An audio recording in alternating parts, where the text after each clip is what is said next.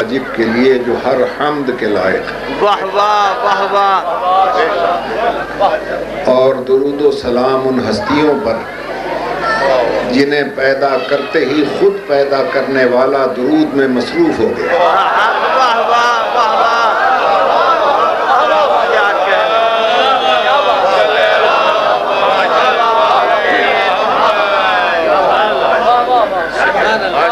کیا حضرات محترم، میرے عزیز محترم نے میرے لیے جو تعارفی کلمات ادا کیے وہ میری حیثیت سے بہت بلند ہے۔ میرا مختصر سا تعارف یہی ہے کہ آل محمد کے بچھے ہوئے دسترخوان پر جہاں ساری دنیا نعمتوں سے مالا مال ہو رہی ہے، ان کے دروازے پر بیٹھا ہوا ایک ادنا سا سگ جو اس انتظار میں ہے کہ کوئی بچا کوچا ٹکڑا میری طرف بھی پھینک دیا جائے،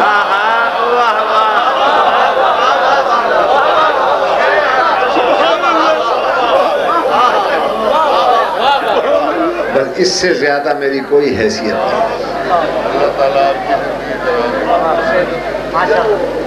مجھے حکم یہ دیا گیا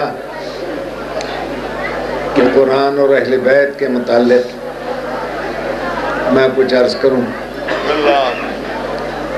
مجاز کو حقیقت بنا دینا، سمندر کی وسعتوں کو کوزے میں بند کر دینا، آسمانوں کی بلندیوں سے ستارے توڑ لانا، یہ تو میرے لیے آسان کام ہے، لیکن قرآن اور اہل بیت کے فضائل کا سمیٹنا مشکل کام ہے۔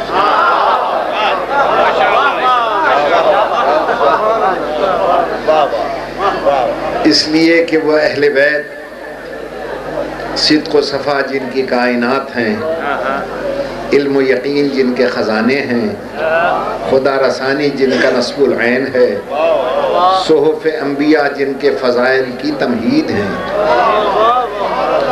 کتب آسمانی جن کے لازوال فضائل کا غیر فانی مجموعہ ہیں، انبیاء جن کے انوار عمل کا منارہ ہیں، توحید حقہ کی آغوش جس کے حسن کمال کا گہوارہ ہیں، ایسے اہل بیت کا دامن پھیلے تو قرآن بن جاتا ہے، عمل سمٹ جائے تو اہل بیت بن جاتا ہے۔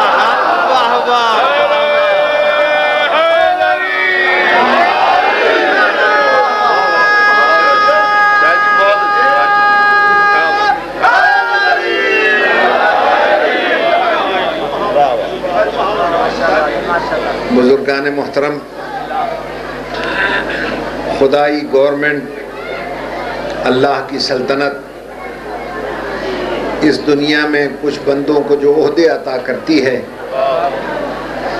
وہ عہدے خدا خود دیتا ہے اور خود ہی اس کا اعلان کرتا ہے۔ وہ یہ جانتا ہے کہ انسانوں، جسے ہم بنائیں گے اس میں ہمارا کمال ہوگا، جسے تم بناؤ گے اس میں تمہارا کمال ہوگا۔ تم خاکی انسان ہو، تمہارا بنایا ہوا خاکی ہوگا۔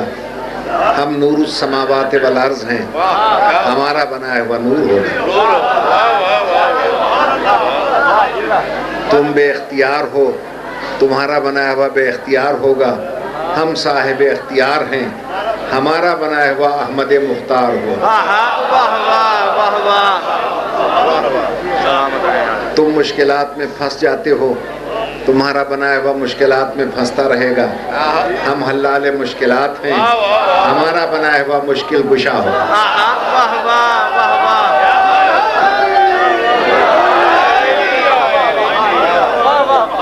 مختصر سی بات یہ ہے، جو تمہارے گھر سے آئے گا وہ تم جیسا ہوگا، اور جو ہمارے گھر سے آئے گا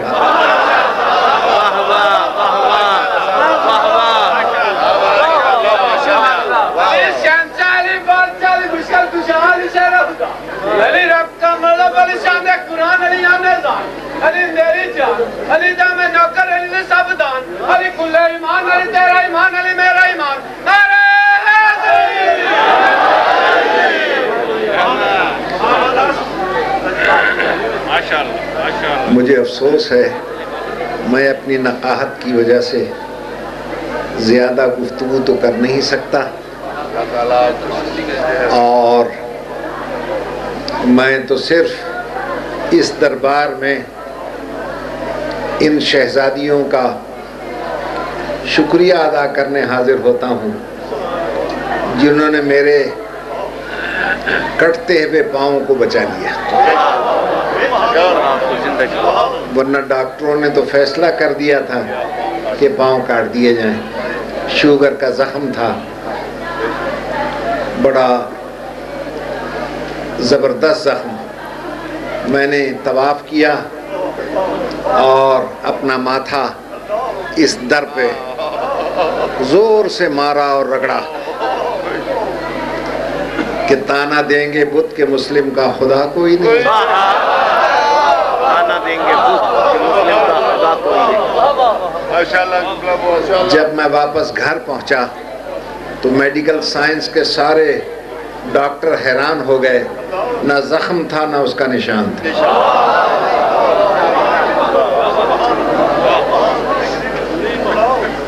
اور اس سے بڑا کیا احسان ہوگا ان شہزادیوں کا جنہوں نے فالد جیسے موذی مرض کو نہ میرے بیان میں حائل ہونے دیا نہ ایمان میں حائل ہونے دیا۔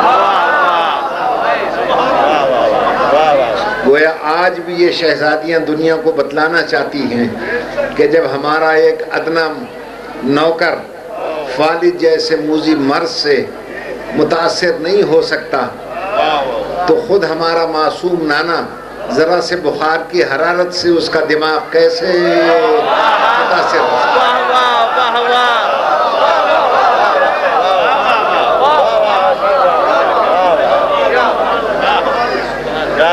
تو میں گزارش یہ کر رہا تھا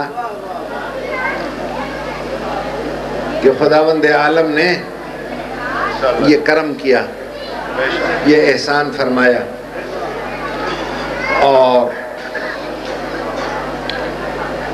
یاد رکھیے گا جسے وہ عہدہ دیتا ہے اسے ایک نشانی بھی دیتا ہے، اسے ایک علامت بھی عطا کرتا ہے جس سے اللہ والے کا اللہ والا ہونا معلوم ہوتا ہے، اور وہ نشانی جو ہر اللہ والا اپنے ساتھ لاتا ہے اس کو مذہب کی اصطلاح میں معجزہ کہتے ہیں۔ معجزے کا لفظی ترجمہ ہے جس کو سمجھنے سے دنیا عاجز آ جائے اور جس کا دنیا میں کوئی مقابلہ نہ کر سکے۔ ہر نبی ایک معجزہ لایا اور اس معجزے کو کوئی سمجھ نہ سکا۔ حضرت موسیٰ نے عصا پھینکا سانپ بن گیا، حضرت داؤد نے لوہے کو ہاتھ لگایا موم بن گیا۔ آج تک کسی کی سمجھ میں نہ آیا۔ کیوں میرے دوستوں؟ یہ چھوٹے چھوٹے معجزے نبیوں کے جب سمجھ میں نہ آئے تو جو تمام نبیوں کا نبی ہوگا، جو تمام کا سردار ہوگا، اس کا معجزہ کسی کی سمجھ میں آئے گا؟ اور وہ سردار، وہ خاتم النبیین، وہ حبیب خدا کہ جس کا کمال یہ ہے کہ اللہ نے اسے ہم جیسا تھا نہیں، ہم جیسا بنا کے بھیجا۔ وہ ہم جیسے تھے نہیں، ہم جیسے بن کے آ گئے تھے۔ اب یہ ان کا اپنا بننے کا کمال تھا کہ وہ ایسا ہم جیسا بنے، ایسا ہم جیسا بنے کہ ہم جیسوں کو آج تک یہ شک ہے کہ ہم جیسے تھے۔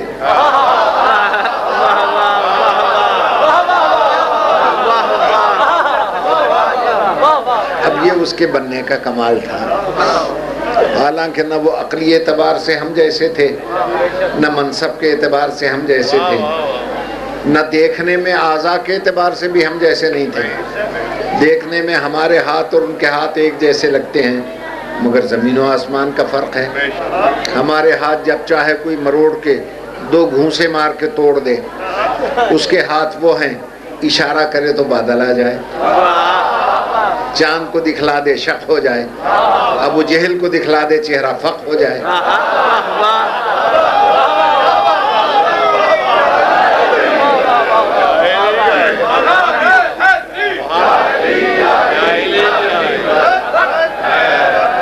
ہمارے بال وہ ہیں جب چاہے نائی کاٹ کے گندی نالیوں میں پھینک دیں، اور نبی کے بال وہ ہیں کہ اگر حضرت خالد بن ولید اپنی ٹوپی میں رکھ لے، جس جنگ میں جائے فاتح بن کے آئے، ہر قل اپنے تاج میں رکھ لے، درد سر سے شفا یاب ہو جائے، ابو صالح کے گھر میں رہ جائے، فرشتے تمام رات تسبیح و تقدیس کرتے رہیں، سمجھ میں نہیں آتا یا رسول اللہ جب بال کا یہ حال ہے تو آل کا کیا ہے؟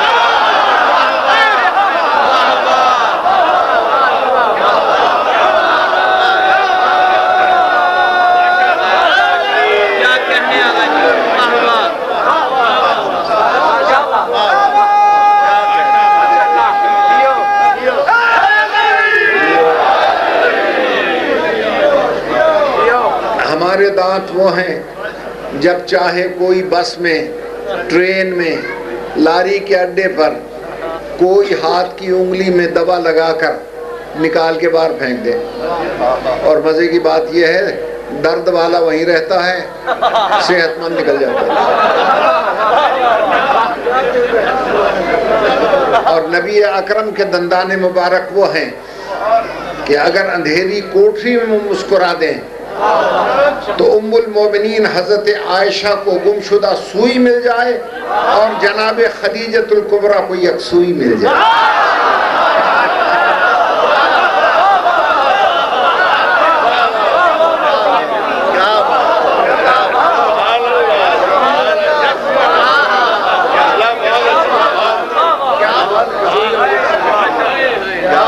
عزیزان محترم، ہمارے قدم وہ ہیں بیجا اٹھے تو جوتیاں کھائیں، اور نبی کے قدم مبارک وہ ہیں سرزمین کعبہ پر آ جائیں تو اللہ کہے لا اقسم بہذا البلد وانت حل بہذا البلد، میں اس سرزمین کعبہ کی ضرور قسم کھاؤں گا کہ جس میں تیرے قدم آ جائیں۔ ہمارے قدم لائق قسم نہیں ہیں،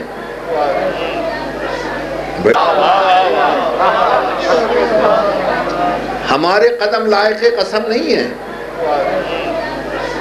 بھائی لوگ سر کی قسم کھاتے ہیں پیروں کی، سر کی کھاتے ہیں، سر اور پیر میں فرق نہیں ہے۔ آپ نے کہا نسیم صاحب السلام علیکم، میں نے ٹانگ سے جواب دیا وعلیکم السلام۔ آپ کہیں گے بڑا بدتمیز آدمی ہے، سلام کرتا ہے ہم ہاتھ سے، جواب دیتا ہے ٹانگ سے۔ جب میں نے سر ہلایا وعلیکم السلام وعلیکم السلام، اب آپ بڑے خوش ہوئے۔ یہ آپ کی زیادتی نہیں ہے، سر بھی میرا ٹانگ بھی میری۔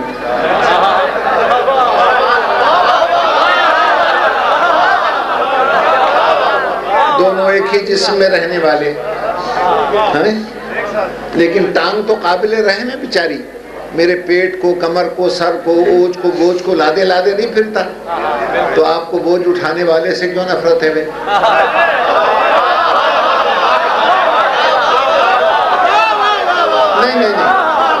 ابھی میں نہیں عرض کر سکتا۔ بھئی یہ بتائیے اگر یہ سر والا اتار کے آپ کے قدموں پہ رکھ دوں تو پچھلے گناہ بھی معاف نہیں کر دیں گے آپ؟ کر دو گے نا؟ اور اگر پیر والا اتار کے سر پہ رکھ دوں مار ڈالو گے جان سے، پھر تو مجھے کوئی نہیں آنے دے گا۔ توجہ ہے یہ نہیں؟ جی ہاں، اس گستاخی پر تو شفقت جیسے شفیق بھی پھر جائیں گے، وہ بھی شفقت نہیں کریں گے کہ وہ پاگل پیر والا اتار کے سر پہ رکھ دیتا ہے۔ تو آپ یہ کہتے ہیں جناب پاؤں والے کی عزت نہیں ہوتی، سر والے کی عزت ہوتی ہے۔ جو میرے محترم سنی شیعہ بھائیو، پیر لائق قسم نہیں ہوتے، لیکن اگر محمد کسی زمین پہ قدم رکھ دے تو وہ زمین قابل قسم ہو جائے، اور اگر وہ کسی منہ میں زبان رکھ دے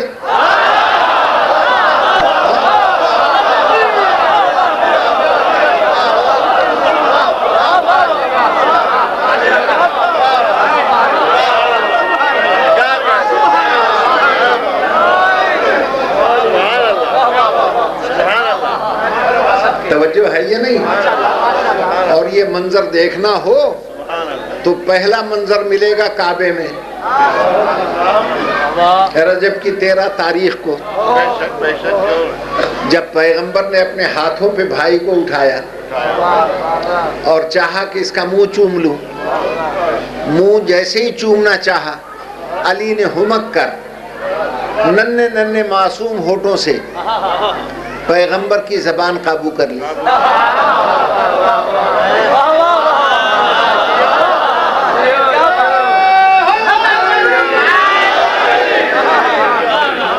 اور ماں کو مسکرا کے دیکھا، ماں بھی مسکرا کے بیٹے کو دیکھتی رہی، گویا علی مسکرا کے کہہ رہے تھے ماں گواہ ہے نا، اللہ کے گھر میں رسول نے زبان دی ہے۔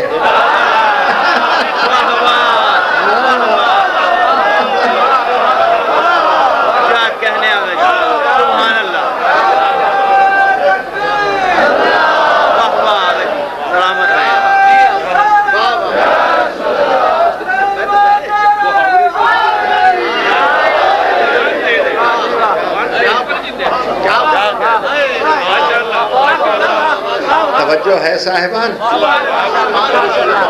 اور شفقت محسن جیسے محسنوں سے میں لیتا ہوں اور آپ تک پہنچا دیتا ہوں۔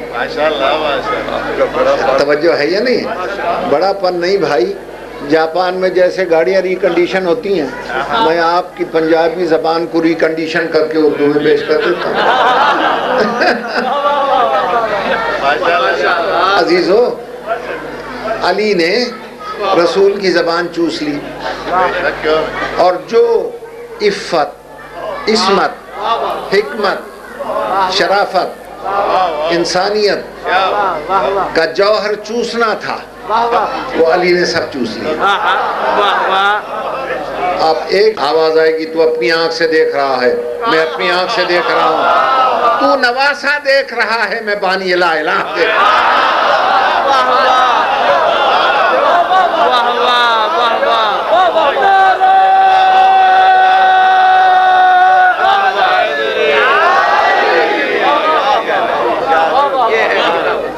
تو میری بیٹی کا جگر دیکھ رہا ہے، میں دین کا لنگر دیکھ رہا ہوں۔ تو فقط حسین دیکھ رہا ہے، میں شہید کونین دیکھ رہا ہوں۔ سجدے کو طول دے دیا لیکن بیٹے کو نہ اتارا۔ اور مزے کی بات یہ ہے کہ ادھر نواسا بیٹھا، ادھر سے جبریل چلا۔ آپ نے گھروں میں دیکھا ہوگا، بزرگ جب سجدے میں جاتے ہیں بچوں کو شوق ہوتا ہے نا، تو وہ کبھی بیٹھ جاتے ہیں پیٹھ پر۔ تو آپ نے دیکھا ہوگا کہ ہل جل کے نمازی بچے کو تو گرا دیتا ہے سجدے ہی میں، پھر کان پہ ہاتھ رکھ کے کہتا ہے سلام کے بعد، پھر اجدہ نہ کریں۔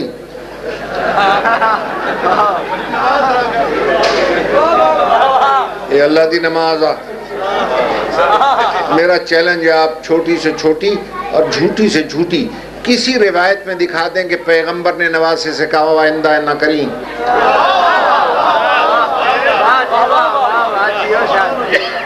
توجہ ہے یا نہیں؟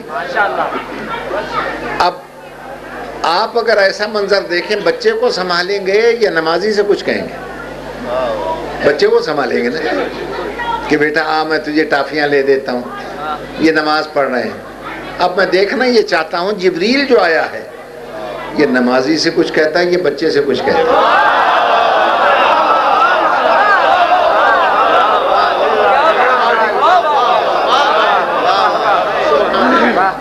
اس نے بچے کو تو کچھ نہ کہا، پیغمبر کے قریب جا کر کہا کہ اللہ بات تحفہ و درود و سلام کے فرما رہا ہے کہ جب تک میرا حسین اپنی منشا سے نہ اتر جائے سجدے سے سر نہ اٹھے۔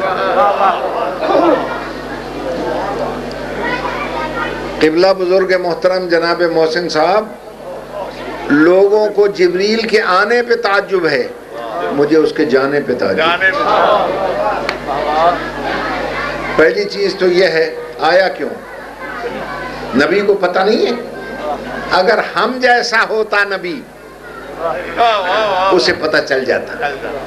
اس لیے کہ ہماری نماز بھی کوئی نماز ہے، جو خیال کبھی نہیں آتا وہ نماز میں آتا ہے۔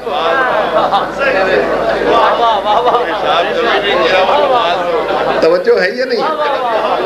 مگر یہ نمازی وہ ہے حبیب خدا کہ جب یہ نماز میں ہوتے ہیں سوائے ذات واجب کے کسی کا خیال ذہن میں نہیں آتا۔ اللہ نے کہا یہ میری طرف متوجہ ہے، جس کے وسیع کے پیر سے سجدے میں تیر کھینچ لیں اور اسے پتہ نہ چلے تو سردار کو کیا پتا کون آ کے بیٹھ گیا؟ جبریل تو بتا دے جا کر کون آ کر بیٹھ گیا۔ تو میں کہتا ہوں جبریل تو بیٹھا رہے، جب یہ بچہ اتر جائے بتا دینا، اب سر اٹھا لو، بچہ اتر گیا۔ مگر نہ جبریل چلا گیا نمازی پہ چھوڑ کر، اب وہ تسبیح بھی پڑھ رہے ہیں سبحان رب الاعلی و بحمدہ، سبحان رب الاعلی و بحمدہ، اور خیال بھی کر رہے ہیں حسین بیٹھا کے اتر گیا۔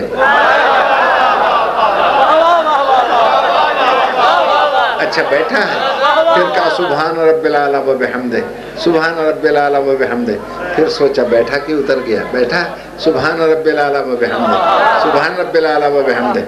اللہ بتلانا یہ چاہتا تھا میرے حبیب تیرے ذہن میں نماز کے عالم میں کبھی کسی کا خیال نہیں آیا، لیکن آج تیری نماز یہ ہے کہ زبان پر ذکر میرا رہے، ذہن میں تصور حسین۔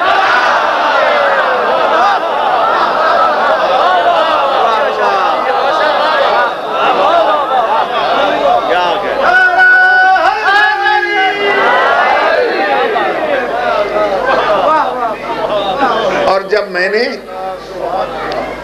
میں نے تاریخ کے جھرونکوں سے جھانک کر دیکھا تو پیغمبر کا تو ایک ہی سجدہ چلتا رہا، اور نمازیوں کے جو پیچھے کھڑے تھے کتنے سجدے ہوئے؟ انہوں نے 3 دفعہ سبحان رب الاعلی پڑھ کے سر اٹھایا، دیکھا بھی نبی سجدے میں ہے، وہ پھر سجدے میں چلے گئے، پھر دیکھا پھر سجدے میں چلے گئے، پھر دیکھا پھر چلے گئے۔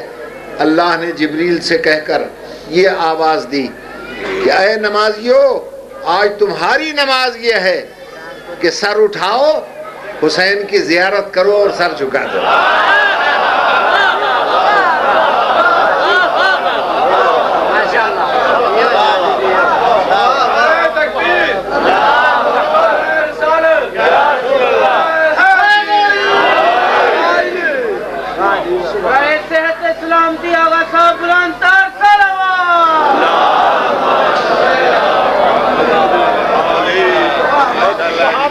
تو سجدے کو طول دے دیا۔ اب آئیے ایک روایت اور سنا دیتا ہوں، اگر میں غلط روایت پڑھوں ان بزرگوں کو اجازت ہے گریبان سے پکڑ کے کھینچ لے مجھے نیچے۔ ایک روایت اور دیکھی کہ سرکار نماز پڑھ رہے تھے، فَسَمِعَ صَوْتَ بُكَاءِ صَبِيٍّ، پیغمبر نے ایک بچے کے رونے کی آواز سنی، فَخَفَّفَ السَّلَائِرَ، تو نماز میں تخفیف کر دی، واجبات کو ادا کیا، مستحبات اور سنتوں کو چھوڑ دیا۔ صحابہ کرام رضوان اللہ علیہم نے پوچھا یا رسول اللہ آج نماز میں تخفیف کیوں کر دی؟ کہا اصحابی، او میرے صحابیوں، سمیت صوت بکائے صبی، میں نے بچے کے رونے کی آواز سجدے میں سنی، فظننت انہ الحسین، میں سمجھا میرا حسین رو رہا ہے۔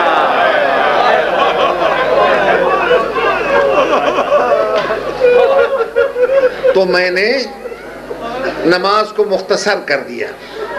جو بات میں عرض کرنا چاہتا ہوں میرے بزرگوں، اب بھی کسی کی سمجھ میں نماز کی حقیقت نہیں آئی؟